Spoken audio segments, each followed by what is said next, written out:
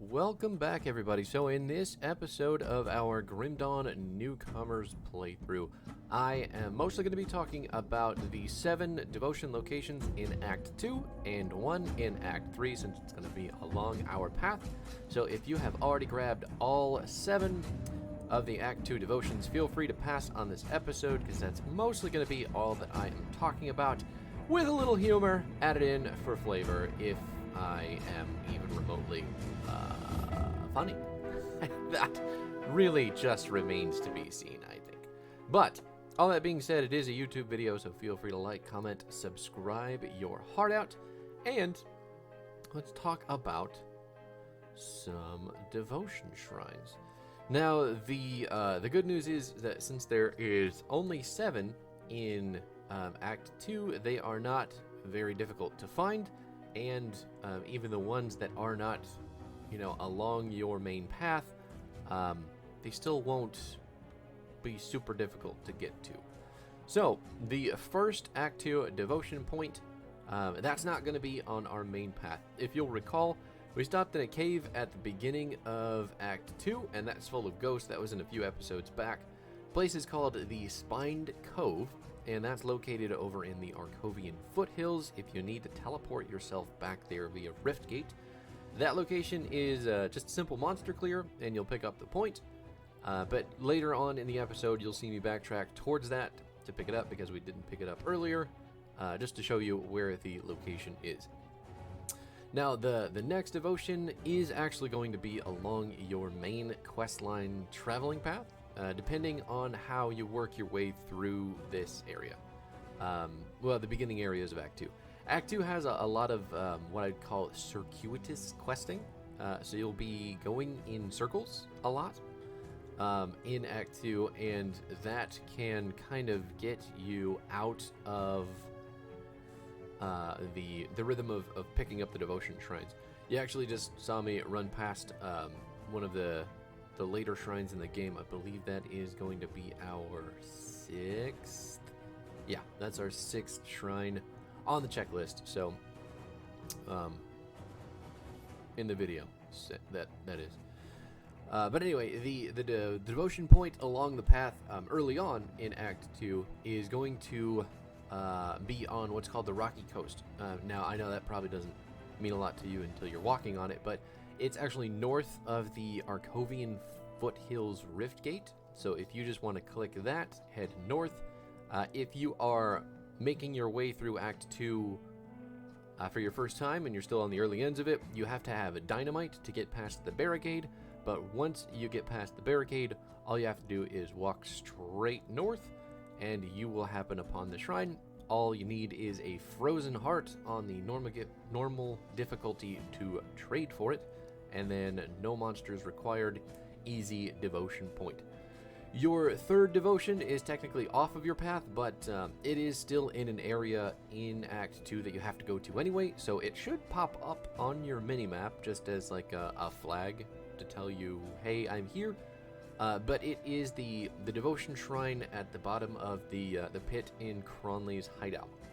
So you'll just descend some stairs, kill some ghosts. You'll also pick up the, I believe it's the Annals of Arcovia down there, which is another lore bonus that you get for some XP, and I think you can turn that back in for some quest XP as well. So it is quest XP, it is lore XP, and it is a devotion point. It's really difficult to miss, but again, it's not, if you're just blazing through the game, running directly at Cronley, trying to kill him and keep going, you could maybe miss it. And you'll also need some scavenged plating on hand to trade for it. No monsters to kill, you just gotta trade a component to pick up. Now, the 4th shrine is going to be after you get out of Cronley's hideout. This is going to be to the south of the Twin Falls Rift. I'd say it's probably something like southeast. But basically, it is a monster shrine that is just before the entrance to the Arcovian Undercity. Really difficult to miss. It will show up on your minimap almost immediately after entering that little area. And it is, again, impossible not to see as long as you're paying attention to your map. and walking in the correct direction. It's probably difficult to miss just with your eyeballs too, because the screen's so huge that I assume it's just something you're going to visibly take notice of. The other cool thing is that it's next to a big chest, so that little area is full of thick-ass goodies for you to pick up, hopefully some cool gear, and you can make the decision about what you want to do with that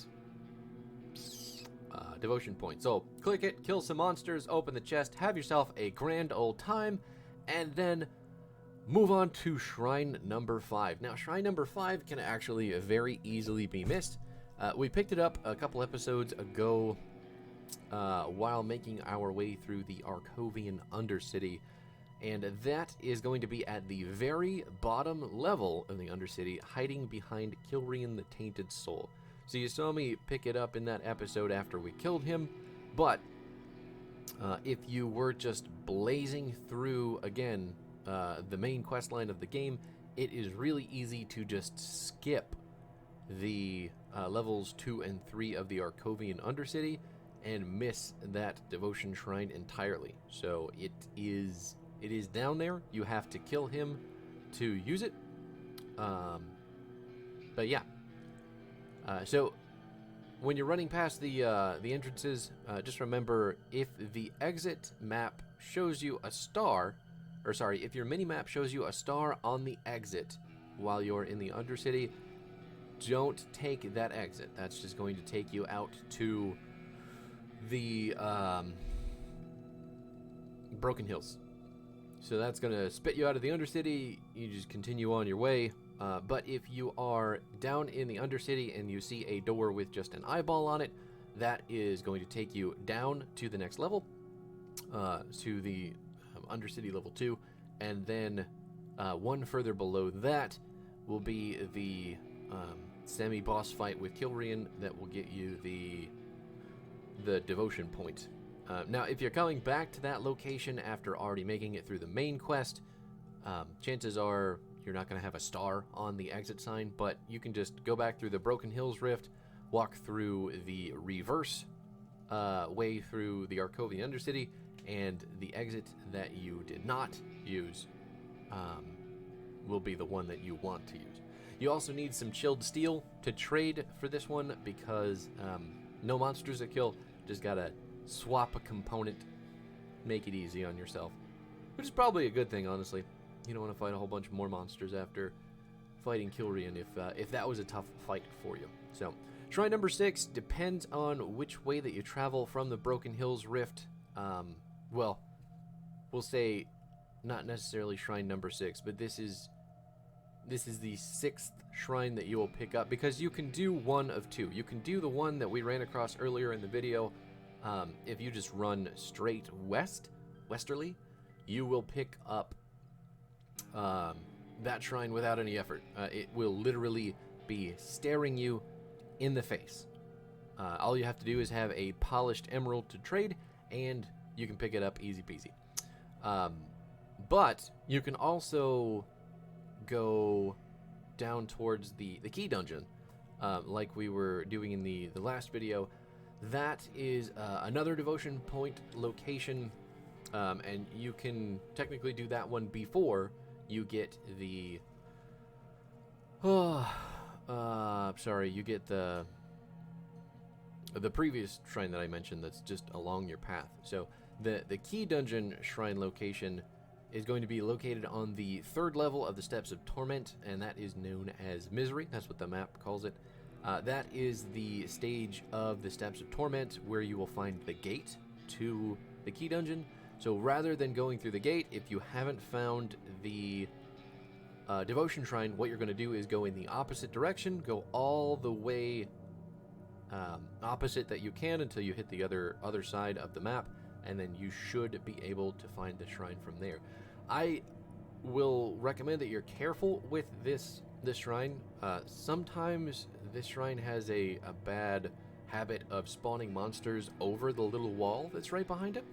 And what'll happen is you'll kill everything in front of the wall that you can see.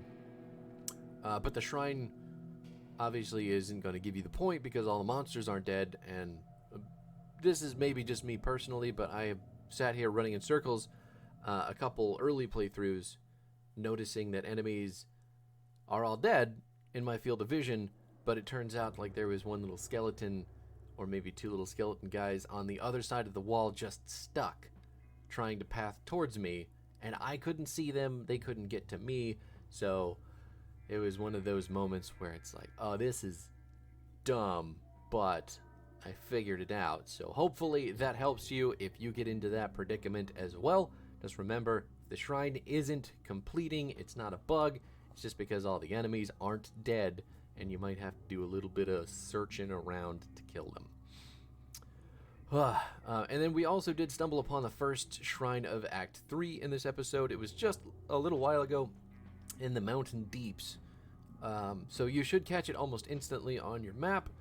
All you have to do is navigate around some little boulders under the mountain deeps and kill some monsters. Once you get there, it's mostly spiders and bugs. It's icky, but it's worth it. And then after you get that, exit the mountain deeps, you're going to make a path towards Homestead. That is where we are at right now, fighting off some huge troll and ethereal guys right in front of the Homestead Rift Gate. And then we can continue down the main storyline quest. Now, you'll see me later on in this video backtrack towards devotion points that I didn't pick up, like that first one that we found in this act. There's a couple. You can actually see them on the map. When you have your map completely pulled up, you will see shrines with little check marks on them, and then you will see shrines that do not have check marks on them. The ones that don't have the check marks are ones that you will need to backtrack and pick up, but they're pretty easy to figure out location-wise as long as you have run into the area that they belong in. So the reason, well, no, wait, actually I think I want to say that the shrine location will just appear on the map as long as you know what, I'm not entirely sure. I'm not sure if the shrine locations are always located there or if they are only going to start popping up as you walk by them. No, they don't, because I'm looking at Tyrant's Hold and Pine Barrens right now on the map, and the shrine locations were not there, so you have to walk into their area to know where they are. So easy to pass by, but you can always go back on the map as long as you were able to, I guess, find the location at which they exist. So I personally don't think it's really difficult to find a lot of these as long as you're looking, but new people. I mean, if you're playing this game for the first time, maybe you're just having such a good time that you're skipping stuff. I can understand that. So anyway, all that being said, if you're watching the video still, you're going to see me walk into caves, you're going to see me walk into locations to pick up the shrines that we missed. This is the Spine Cove. We're just going to kill some more ghosts, head over to that shrine, pick up the devotion point, and then continue on our way. So at this point, since all the devotion points are pretty easily laid out for you in this video, really what I'm going to talk to you about is the next couple missions, since technically we have made it into Act 3 after passing through the mountain deeps. Go ahead and spawn a bunch of heroic ghostly enemies. I guess this is one hero. They were just he had a bit of an honor guard that was a little tough to take down. But in Act 3, things get a little bit more, they set us back on the path of the story for our main quest. Now, if you remember in Act 2, all we were doing was killing bandits and killing skeletons and the undead, which is fun, but it is ultimately a detour from our main quest. We are number one, trying to get food for Devil's Crossing. That was our big mission going over to Homestead. And Homestead is going to trigger Act 3. So Act 2 is a huge, very fun, but very necessary detour. And then Act 3 is going to open up more into you're going to go back to fighting ethereals.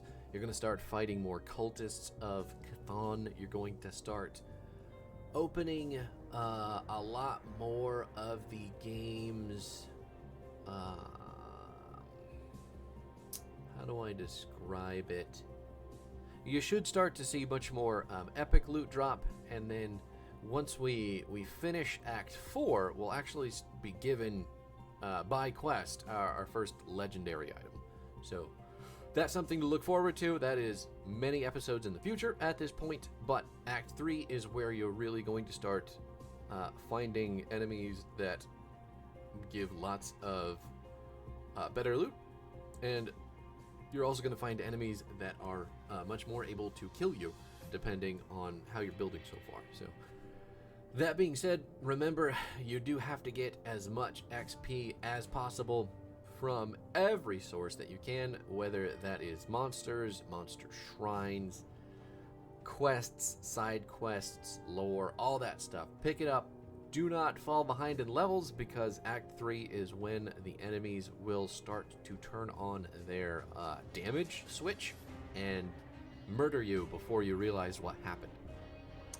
A lot of enemies have magical types of damage.